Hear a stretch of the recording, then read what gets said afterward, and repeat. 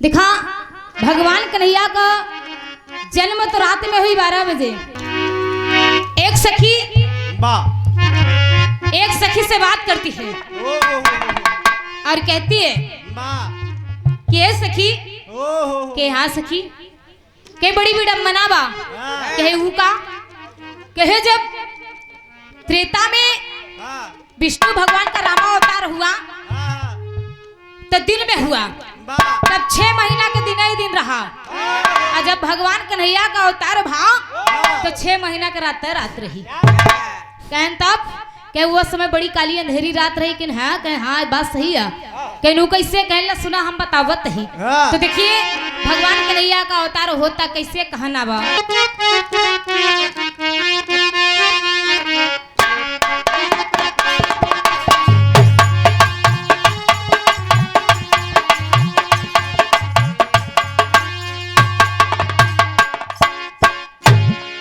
देखिए वो नक्षत्र क्या था, समय क्या था, आप लोग जरा ध्यान दीजिएगा। कहना बा भगवान कन्हैया रोहिणी नक्षत्र में पैदा हुआ। तो कहना कैसे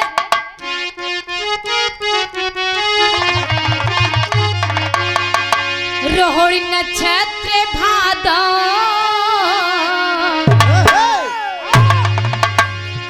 रोहिणी नक्षत्र भादो अष्टमी की रात सखी होती थी बरसात रोहिणी नक्षत्र भादो अष्टमी की रात सखी होती थी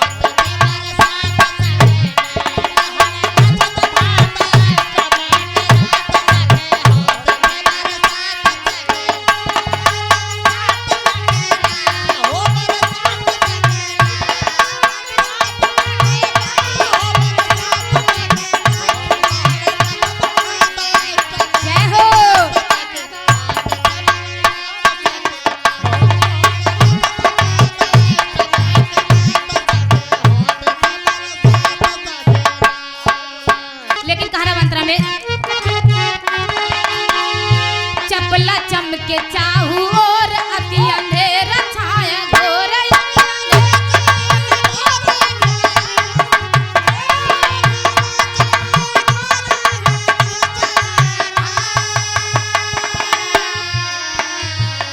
रस विभोर नभ में रस विभोर नभ में मेघ गुनगुनात सखी होती थी बरसात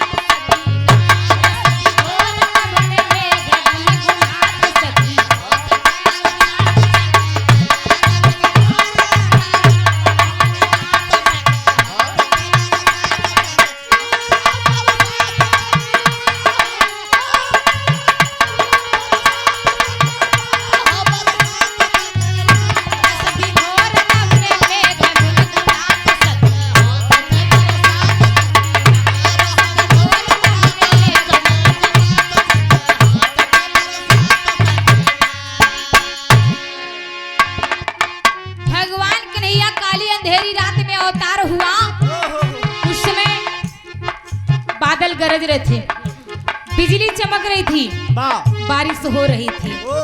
लेकिन बड़ी विडंबना है, लोग बताया करते हैं, हमारा वेद पुराण बताता है, हमारे दादा परदादा गा के चले गए कि भगवान कन्हैया का अवतार कारागार में हुआ, जेल में हुआ। लेकिन मथुरा से गोकुल पहुंचाने में बताए कि सूप मिला। लेकिन वो कारागार में के मतलब रसोई रहा वही, खाना साना बनत रहा वही, तब तो सूप रहा वही। ये मैं नहीं कहती कवियों की खोज, ये मैं नहीं कहती, ये तो मालिक ही जाने। लेकिन अगले बंद में कहना बाबूजी प्रणाम। दोनों प्राणी मेल मेल पवन करी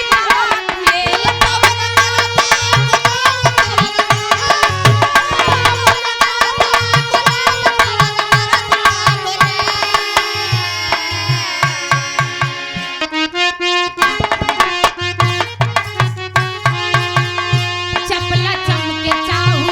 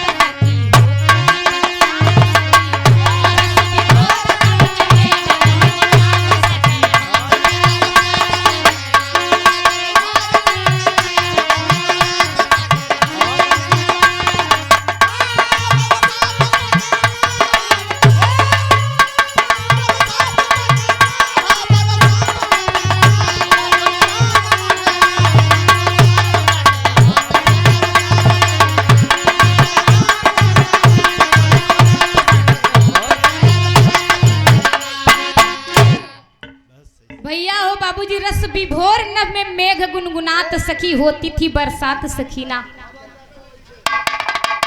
लेकिन अगले बंद में कहना बड़ी अनमोल बात है।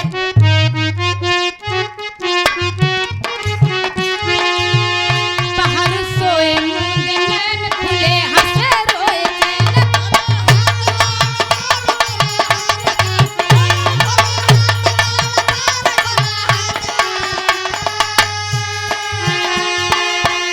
मधुरी बानी बोली देवकी मात सखी हो सखी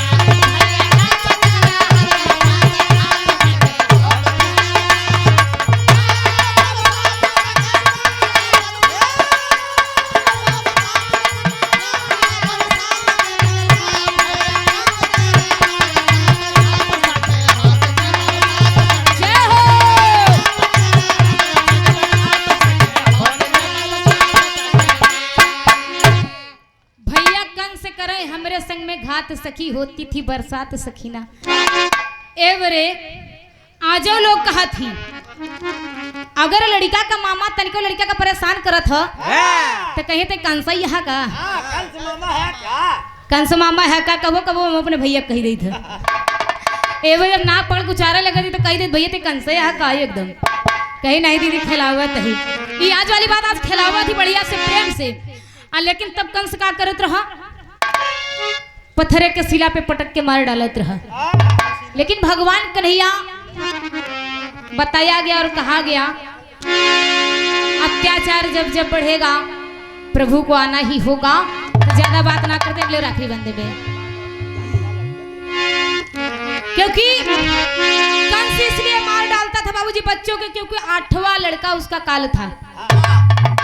आकाशवाणी हुई थी और उसे सुरूर बनी थी जिस समय बाबूजी मुक्तावती के राजा देवक जिनकी बेटी देवकी कंस की चचेरी बहन थी और वसुदेव जी कोई और नहीं बल्कि कंस के गुरु थे।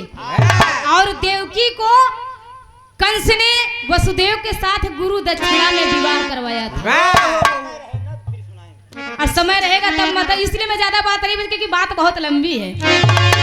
भैया हो बाबूजी ये तो नारद बाबा ने कहा था जब कंस का बड़ा भाई आया आकर के बताया कि जिस बहन से तू प्यार करता है इसी का 8वां पुत्र तेरा काल होगा। लेकिन कंस ने ध्यान नहीं दिया और 1 साल रहने के बाद जब